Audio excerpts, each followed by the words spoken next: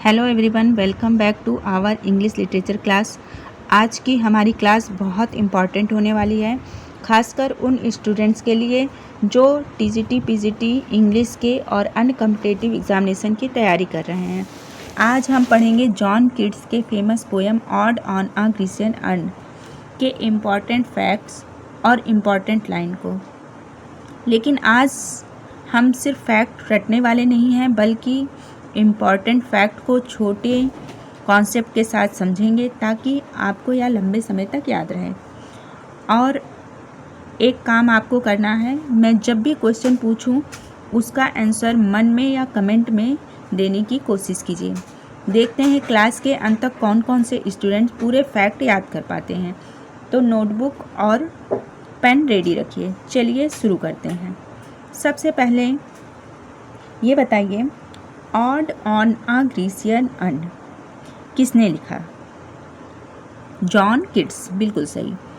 देखिए, कीट्स एक famous romantic poet थे।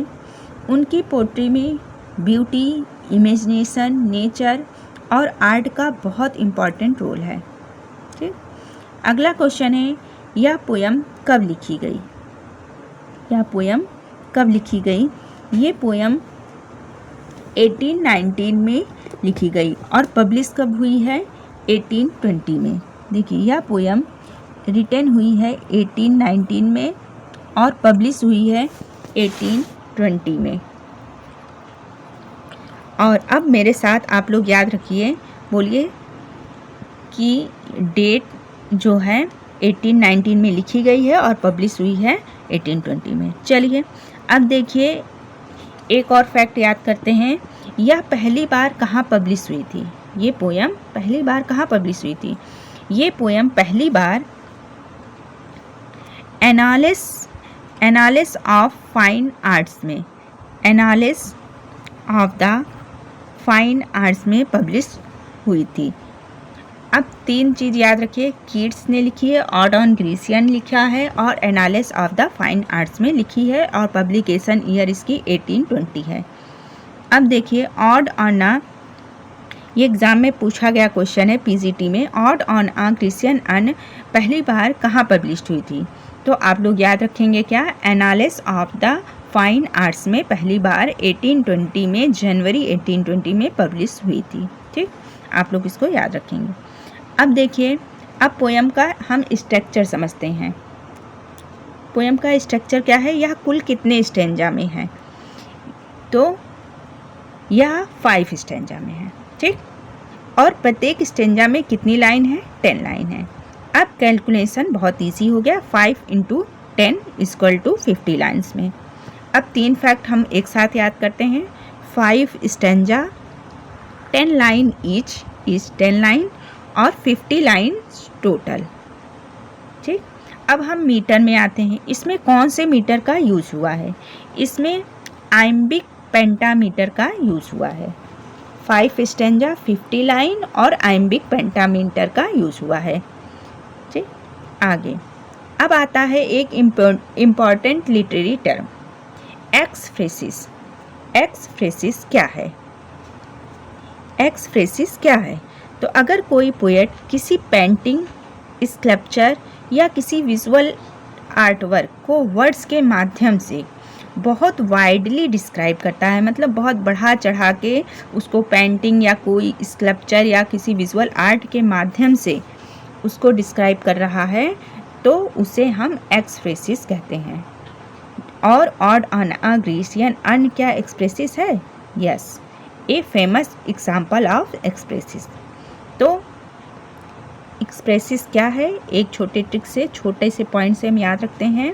एक्सप्रेसिस विजुअल आर्ट जो हमें दिखाई देता है, विजुअल आर्ट प्लस वर्ड, जो वर्ड होते हैं जिन शब्दों से हम उसको कहते हैं, वर्ड ही क्या है? एक्सप्रेसिस है। अब अगर एग्ज़ाम में पूछ दिया जाए कि विच literary technique is prominently used on a Grecian earn, कौन सी लिटरेरी टेक्निक का यूज़ हुआ है तो odd on a Grecian earn में, तो क्या बताएंगे आप लोग?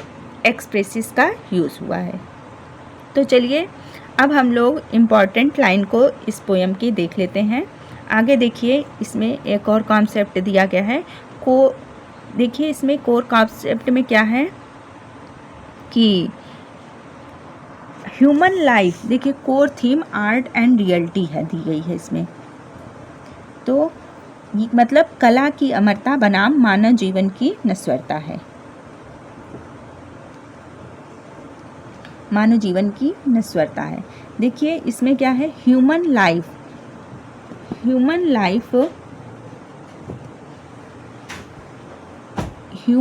is temporary, painful and mortal, while art on the earth is immortal, timeless and peaceful। मतलब जो है कला की अमरता बनाम मानव जीवन की नश्वरता है, सौंदर्य और सत्य का संबंध है, ठीक, इसका मीन्स हुआ। और इसमें 2 सीन है जो कैप्चर की गई है हमारे ग्रीसियन अर्न में। हमारे ग्रीसियन अर्न में 2 सीन है। फर्स्ट नंबर पे फर्स्ट सीन है, a young lover chasing a मैडन with musician playing pipes under eternally green trees. इसका मीन्स हुआ कि एक प्रेमी जो एक सुंदरी का पीछा कर रहा है और बांसुरी वादक संगीत बजा रहा है, ठीक। और दूसरा दृश्य क्या है, दूसरे दृश्य में है a priest leading a heifer cow to a sacrificial altar, living a small town permanently desolate and silent. इसका मीन्स हुआ यह एक धार्मिक बलि समारोह है जहां एक पुजारी गाय को वेदी की ओर ले जा रहे हैं और गांव खाली पड़ा है, ठीक। तो ये हमारी 2 क्या हैं, मुख्य दृश्य उसमें हमारे ग्रीसियन अर्न में दिखाए गए हैं। आगे नेक्स्ट में हम चलते हैं। लिटरेरी डिवाइस इसमें यूज़ की गई है, कौन कौन सी लिटरेरी डिवाइस, ऑक्सीमोरन का यूज़ हुआ है, ऑक्सीमोरन, पैराडॉक्स का यूज हुआ है, एपोस्ट्रॉफी का यूज हुआ है और इफेनलिप्सिस का यूज हुआ है। मतलब ऑक्सीमोरन में कोल्ड और पेस्टोरल दिखाया गया है। यह हमें बताता है warm story of love but is cold marble, लेकिन मार्बल कोल्ड है। तो यहाँ पे कौन सा डिवाइस है, देखिए वार्म और कोल्ड, ऑक्सीमोरन पैराडॉक्स हो गया। एपोस्ट्रॉफी में एड्रेस कर रहा है, किसे एड्रेस कर रहा है, अर्न को, जो कि लाइफलेस है, उसका कोई जीवन नहीं है, जैसे कि वह सुन सकता है, महसूस कर सकता है, उसे बताया गया है। तो यहाँ पे हमने एपोस्ट्रॉफी का यूज़ हुआ है। और इफेनलेप्सिस का यूज हुआ है कि रिपीटेशन ऑफ वर्ड का रिपीटेशन हुआ है, जैसे फॉरएवर का रिपीटेशन हुआ है। ओके, अब नेक्स्ट पे आते हैं हम, हमारी कुछ इम्पॉर्टेंट लाइन है इसमें, उसको हम समझ लेते हैं। तो देखिए सबसे पहली लाइन है यहाँ पे जो स्टार्टिंग में आती है, सबसे फर्स्ट लाइन है, दाउ स्टिल अनरेविस्ड ब्रिज ऑफ क्वाइटनेस। क्या है, दाउ स्टिल अनरेविस्ड ब्रिज ऑफ क्वाइटनेस। इसका मीन्स हुआ, मीनिंग समझते हैं, क्या अर्न सच में कोई ब्राइड है, क्या अर्न सच में कोई ब्राइड है। ब्राइड मीन्स होता है नई नवेली जो दुल्हन होती है। तो नो, अर्न सच में ब्राइड नहीं है। किड्स अर्न को एक ह्यूमन आइडेंटिटी दे रहे हैं, मतलब अर्न कोई ह्यूमन तो है नहीं, लेकिन उसके ब्राइड बता रहे हैं। तो यहाँ पे क्या है, ह्यूमन आइडेंटिटी दे रहे हैं। वह उसे एक ऐसी ब्राइड की तरह दिखाते हैं जिसे समय ने छुआ नहीं है। इसलिए यहाँ हमें क्या मिल रहा है, यहाँ हमें पर्सोनिफिकेशन दिखा रहा है। अब याद रखिए, अर्न और ब्राइड अगर आ गया तो वो पर्सोनिफिकेशन है, और ये लाइन हमारे लिए बहुत ही इम्पॉर्टेंट है। उसके बाद देखिए, foster child of silence and slow time, foster child and slow time.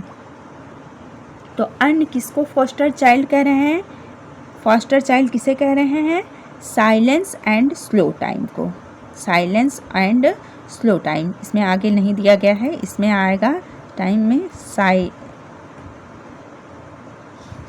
Silence and ये लिखा है साइलेंस एंड स्लो टाइम।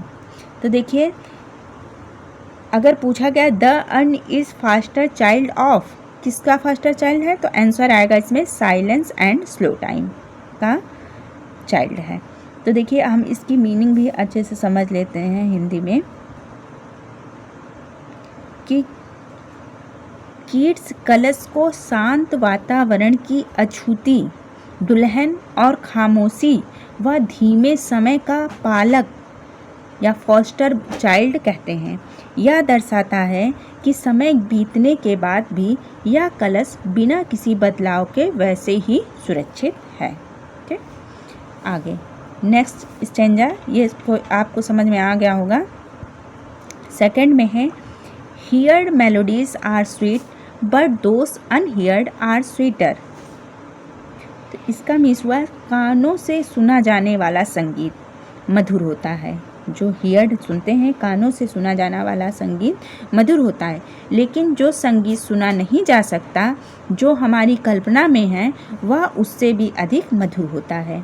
तो कलश पर बने चित्र में बजाया जा रहा संगीत कभी ख़त्म नहीं होगा। ठीक, आगे नेक्स्ट स्टेंजा है bold lover never never canst not thou kiss for ever wilt thou love and she be fair. Means इसका मीनिंग होगा प्रेमी कभी अपनी प्रेमिका को पहुंच नहीं पाएगा, लेकिन उसे दुखी नहीं होना चाहिए, उससे दुखी नहीं होना चाहिए, क्योंकि प्रेमिका की सुंदरता कभी कम नहीं होगी, उनका प्यार हमेशा अमर रहेगा। कैसे अमर रहेगा? क्योंकि वो अर्ण में बना हुआ है पिक्चर कभी हट नहीं सकती है। तो जैसी पिक्चर रहेगी वैसे बनी रहेगी। ठीक, आगे नेक्स्ट है हमारा stanza thou silent form does not teach us out of thou thought as doth eternity cold pastoral. तो इस स्टेंजा का मीन्स हुआ कि कलश का यह मौन रूप इंसानों को सोचने पर मजबूर करता है, जैसे अनंत काल के बारे में सोचना। इसे कोल्ड पेस्टोरल कहा गया है, क्योंकि मार्बल से बना होने के कारण यह अमर तो है पर निर्जीव भी है। ठीक,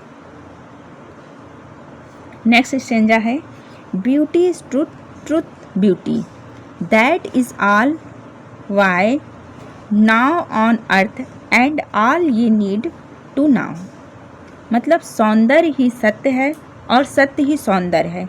कला के माध्यम से मिलने वाली सुंदरता ही अंतिम सत्य है और पृथ्वी पर इंसानों को जानने के लिए यही पर्याप्त है। ठीक, तो ये हमारी कुछ इम्पॉर्टेंट लाइन थी। अब आगे हमारा क्वेश्चन आंसर आ गया है, तो इसमें हम लोग अब इम्पॉर्टेंट क्वेश्चन आंसर करेंगे।